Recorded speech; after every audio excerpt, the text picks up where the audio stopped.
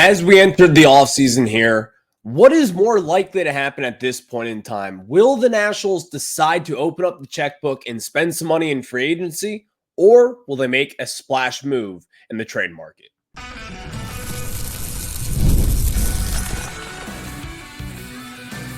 You are Locked On Nationals, your daily Washington Nationals podcast, part of the Locked On Podcast Network, your team every day. And thank you all for making Locked On Nationals your first listen every single day, as we are free and available wherever you get your podcast. And of course, I'm your host, Ryan Clary. You can catch me over on Twitter at RyanClary11, and as well as our show page at LO_Nationals. For all your latest Nationals news and notes, make sure to check us out over on Twitter. And while you're at it, make sure to search up Locked On Nationals wherever you get your podcasts, whether that's Spotify, Apple Podcasts, and of course, over on YouTube. Again, search Locked On Nationals, hit that subscriber button, drop a thumbs up or a thumbs down, whatever you want. That is just fine with me. Later on in today's show, we will have a discussion of the MLB wild card playoffs right now, and what a wild first day it was yesterday, as you saw plenty of teams, including our AL East or the NL East foes, with the New York Mets as well as the Atlanta Braves. The Braves, they got curb stomped yesterday against those Padres, and they are my World Series favorites at this point in time. But we'll have that discussion for you a little bit later on in the show today, as they've got Game 2 starting later on this afternoon. In the second segment of today's show, kind of marrying the first two topics here together. What is a bigger priority at this point? Is it starting pitching, or is it a power bat? Because I do think there is a fair discussion to be had here. And I think this may surprise you a little bit. We'll have that in the second segment of today's program. But first and foremost, are the Nationals more likely to spend big on a power bat, or are they going to go after starting pitching? Before we get into it, today's episode is brought to you by Booking.com. Booking.com. Yeah, the right state can make you a fan of any city, even your baseball rivals. Book today on Booking.com, the official accommodation partner of Major League Baseball. Get the Booking.com app today. So we get started with this. What is likelier to happen this offseason? Is it a big trade, or is it a big signing? I think it is a big trade. And the reason why I say that, well, there's a couple different reasons. But the main one at this point in time, I'm not 100% convinced that the Lerner family will go out there, open up the checkbook for this free agency class. We all know the headlining name of this class. It is the World Series champion right here from Washington, D.C., number 22, Juan Soto. He is the big premier name that everybody will be going after. In my opinion, Juan Soto will be getting maybe $550 million to maybe even $600, and who knows, it could be more if there's a bidding war, which I do expect at this point. But I don't think the Nationals will chase after that for many different reasons. Number one, I think Juan Soto wants to win right now. There's a case to be made why the Nationals could win right now, but in order for that to happen, you're either going to have to make a big trade or a big signing. And of course, you look at it, if you enter Juan Soto in the middle of this lineup, your team's a lot better. But I don't really think that's going to happen. I've seen people throw out the idea of a Christian Walker, the first baseman for the Arizona Diamondbacks, someone who could have 30 to 40 home runs in a single season. A Pete Alonso, first baseman from the New York Mets. I've seen guys throwing along like that for the Nationals. I think that is way more likely than having Juan Soto return here in D.C. But I don't expect that to happen. And the reason why that is because I don't expect the Lerner family to spend this offseason. I do expect them to spend more. I don't expect them to have their premier signing be a Trevor Williams type. If that's the case, we're in big trouble. And we're going to be opening up a whole new conversation as to why the Lerners should be selling this franchise. But I am going to rest that for now, because there is still a chance that they do go another way and ultimately spend in a much bigger capacity than what we have been used to over these last few seasons. But also this, there are guys in this market that we have kind of talked about in a lot of different ways that the Nationals could go after. A Garrett Crochet from the Chicago White Sox. The Nationals could go after a starting pitcher like that. Or even then, you could trade for someone like a Vladimir Guerrero Jr. for a Toronto Blue Jays team that, number one, probably needs to revamp their roster a little bit. And number two, they need to add some farm system talent. As of right now, you can check many different sites out there, whether it's Baseball America, Fangraphs, MLB Pipeline, whatever it is. The Nationals ultimately have a top 10 system right now. And I think that is a fair judgment. They've got a lot of pieces in the farm system. Are you going to be giving up a Travis Sakura at this point? I'm not 100% sure. But what I could see happen is this.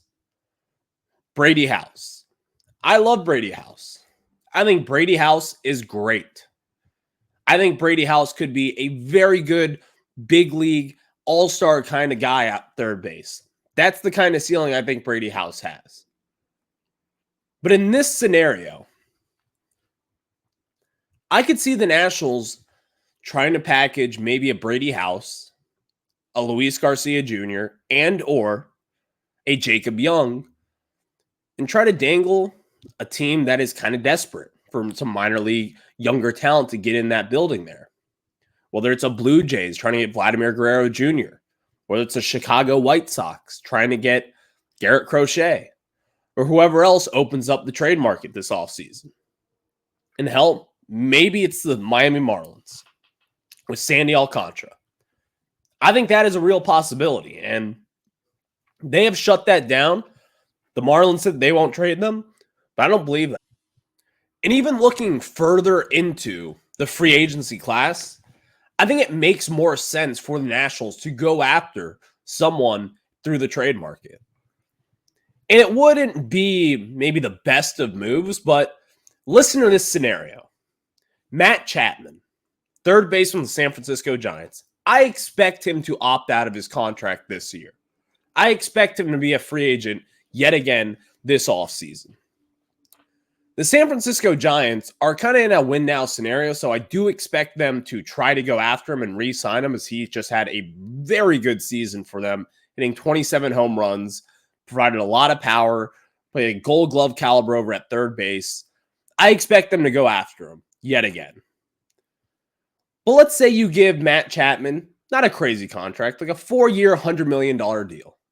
Or maybe 4 years, $110 million. Nothing too crazy. And then you trade, well, you're like, okay, well, you have Matt Chapman, who's going to be your third baseman, who you know this guy will provide 25 to 30, maybe even more home runs over the course of the next 4 seasons. Well, what are you going to do with Brady House? Well, then you turn over to this side and say, you could either trade a Luis Garcia Jr. or a Jacob Young, and also package that with a Brady House and try to go after a legit premier starting pitcher. Now, I don't know what it would take to get a Garrett Crochet, because we all know this. They were taking calls on him, and I expect them to take calls on him this offseason as well. The White Sox are in the sell mode. Garrett Crochet will not be a part of their future. If they had any kind of wisdom in their front office, which is up for debate, by the way, they would trade him for whatever the best package is out there. Now, do the Nationals have enough hay in the barn to make that burn? I don't know at this point. But I do think it is possible. Having that top 10 farm system, stacking guys up in the farm. You just had 2 top 40 picks in this last year's draft, a Seaver King and a Caleb Lomavita. You've also got your pitchers with Harleen Susana and Travis Sakura. Now, I would not give those guys up in many scenarios. We'll see what the Nationals decide to do with them. I would not trade them, but still, they are in the conversation. And there's a price tag for everything. If you think that you would have to trade a Sakura and or a Brady House to get Vladimir Guerrero Jr. to be your first baseman in the future, and you know that you can extend him right away, then that is a discussion that I'm willing to be had here. And also, while you're at it, getting a legit starting pitcher through the door, I think the Nationals could easily do that. And again, the reason why I do think the Nationals are more likely to make a splash trade is because, number one, they had the assets, aka the farm system, to make that happen this offseason. And I don't believe that the Lerner family is willing to open up the checkbook at this point in time to really kind of go out there and make a splashy move that really sends waves throughout the baseball world. I don't believe it at this point. So that is the main reason as to why I see the Nationals making a big trade and not really doing much in free agency. So that is where I stand on that. The second segment, though, what is a bigger priority at this point? Is it starting pitching or is it a power bat? Because those were the two big holes for the Nationals, in my opinion, sitting here on October 2nd, 2024. You need a premier starting pitcher, but you're also one of, if not the worst power team in all of the National League and really all of baseball as well. So where do the Nationals stand on that? Well, I think you need a power bat. I'll make that case and tell you why I think that. But before we do that, let me tell you about our friends over at FanDuel. And of course, hey, NFL fans, you can start the season with a big return on FanDuel, America's #1 sportsbook. So when you get a hunch in the middle of the game, you can check out the latest stats, you live by play, and so much more on the same page where you place your bets. You'll get started with $200 in bonus bets guaranteed when you place your first $5 bet. Maybe this weekend against the Browns, you've got the Commanders having the money line right then and there. You get them at minus money. The Commanders are red hot, winning 3 straight games. And also, maybe you think Jaden Daniels scores a touchdown. You can get that money over on FanDuel. And while you're at it, you get $200 in bonus bets guaranteed when you place your first $5 bet. So again, that $5 bet could be an anytime touchdown for Terry McLaurin. Maybe it's Brian Robinson. And when you do that, that is America's #1 sportsbook. All you have to do is look up FanDuel.com and download America's #1 sportsbook. Now, let me tell you guys about some of our very good friends over at PrizePicks. And of course, I have told you about PrizePicks many different times on this show. But as we get more into it, PrizePicks is America's #1 daily fantasy sports app, and you can now win up to 100 times your money on PrizePicks with as little as 4 correct picks. PrizePicks is the best way to get action on sports in over 30 states, including California, Florida, Georgia, Texas, and of course, my home state, Virginia, as well. PrizePicks is the best place to get real money sports action. Join over 10 million users and sign up today. PrizePicks puts its members first, so all withdrawals are fast, safe, and secure. When my picks hit, I can get my money in as quick as 15 minutes. That is right. That is real quick, real fast. So download the app today and use code LOCKEDONMLB to get $50 instantly after you play your first $5 lineups. Again, download the app today and use code LOCKEDONMLB to get $50 instantly after you play your first $5 lineup. And again, PrizePicks, download the app today. And again, use code LOCKEDONMLB and get $50 instantly when you play $5. Thank you all for making Locked On Nationals your first listen every single day, as we are free and available wherever you get your podcast. So, as we were saying, I think the Nationals should go into this offseason prioritizing more so a power bat over a starting pitcher. And there's many different reasons as to why I say that. I think the Nationals, one of the biggest kind of worries of them sitting here today is what will they do in the middle of their lineup moving forward over the next 5 years? Because again, I don't expect them to go out there and spend big in free agency and really kind of fill this hole. I do expect it to come via the trade market. You can have James Wood in the lineup, but that's not it. You can have C.J. Abrams break out and have a 2020 season, but still, that's not it either. Where the Nationals stood at as far as home runs hit in Major League Baseball this year, they were second to last. Only 2 home runs ahead of the Chicago White Sox. And even then, the closest team after that was 12 home runs ahead of us with the Tampa Bay Rays, who had 147. The Nationals had 135, and the White Sox had 133. That is not good power production whatsoever. And even then, furthermore than that, they're slugging, a metric that I really like to look at for a team that is, struggling hitting for power. The Nationals, they ranked 5th to last in that, 26th in Major League Baseball, ahead of the Pirates, the Angels, the Rays, and the White Sox. None of those teams even sniffing the postseason. The Nationals, you can make the case as to why they need starting pitching more so. Think back to 2019 when we all talk about the reason why the Nationals won that World Series is because of pitching. Absolutely. But sitting here today, I have more faith in their rotation than what I do in their power at this point. A lot of the production that they got this year, as far as pitching goes, was Mackenzie Gore and Jake Irvin, the first half of the season, really balling out. DJ Hurst having a very hot stretch during the summer. Mitchell Parker really dominating in the first 2 months of his MLB career. Trevor Williams having a renaissance in the first half of the season. And of course, others as well who came by. Patrick Corbin was just along for the ride, doing what he does, but he's going to be out of the picture at this point. But we also forget this. While Cade Cavalli at this point is, rightfully so by the way, sort of a forgotten prospect, Cade Cavalli is still someone who could help this team down the line. I still believe in that. Now, will he? That's probably a better question. And we're going to have that discussion later on this week, I'm sure. But going forward, you have to have power in order to hit in this league, in order to win in this league, not just hit. In order to win in this league, you have to be able to hit home runs. You have to be able to hit for power. Because check this out real quick. Teams that led Major League Baseball in slugging, let's look at it this way.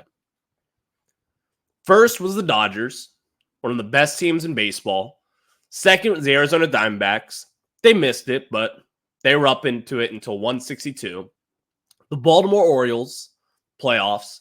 Yankees, playoffs. Phillies, playoffs. Red Sox, not in the playoffs, but still, their future looks pretty damn good. Padres, playoffs. Astros, playoffs. Braves, playoffs. Mets, playoffs. 8 of those 10 teams were in the playoffs. Slugging means a lot in baseball today. And even then, furthermore than that, home runs hit. Yankees, playoffs. At Orioles, playoffs. Dodgers, Braves, Diamondbacks, they missed it. Mets, they made the playoffs. Phillies, they made the playoffs. The Oakland A's, which is surprising, by the way, they missed the playoffs, but still, very good power team. Red Sox missed the playoffs. Astros, they made it.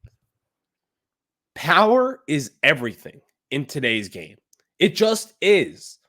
Batting average is things of the past. Because again, if you look at batting average and the metrics behind that, it'll indicate that, if a team has a high batting average, doesn't necessarily mean they're making the playoffs by any stretch of the imagination. But the Nationals, in their starting pitching goes, they still need help there. Do not get me wrong. But you have the bigger need in the middle of your lineup. You need to protect C.J. Abrams. You need to protect Dylan Cruz. And you need to protect James Wood. You cannot put it on those 3 guys. You need that veteran guy to help this offensive team out. Because again, that is such a crucial thing in baseball in 2024. You're not going to go out there and just hope for the best and, if we bat 280 as a team, we're going to be pretty damn good. It's not that anymore. It's not 2005, unfortunately. Because if it was 2005, then the Nationals, they'd have been pretty damn good. Because as far as they were 15th in baseball, as far as batting average goes, which is right around average there, right, the the mean for baseball. But still, I look at this team with Travis Sakura and Harleen Susanna coming up through the ranks. DJ Hurst looking the part this year. Mackenzie Gore looking the part. Cade Cavalli potentially returning to form in 2025. Josiah Gray coming off Tommy John, maybe returning at the latter half of next season. You've got more potential in your starting rotation than what you do as far as your power bats go. That is a main reason as to why I look at it this offseason and say, you're going to need to find some power, and it's going to have to come in many different forms. And hopefully the Nationals can see that and make it happen. But let's talk some postseason baseball now, because again, yesterday was a great day one of postseason baseball, as it was October 1st, which is the best day ever. We all love postseason baseball, so let's get into it. But before we do that, I'm going to tell you guys about our friends over at Booking.com. And of course, this episode of Locked On Nationals is brought to you by Booking.com. Booking.com. And explore those U.S. cities you always secretly wanted to learn more about, with hotels, bed and breakfast, vacation rentals, resorts, and so much more on Booking.com. You might just find your perfect stay, even in your baseball rival city during the postseason.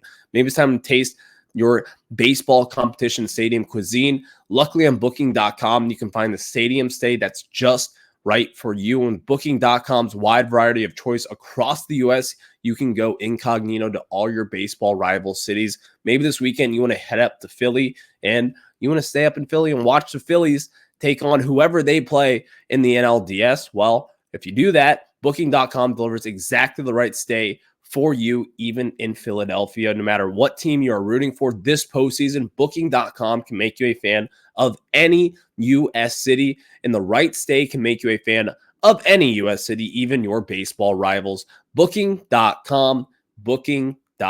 Yeah.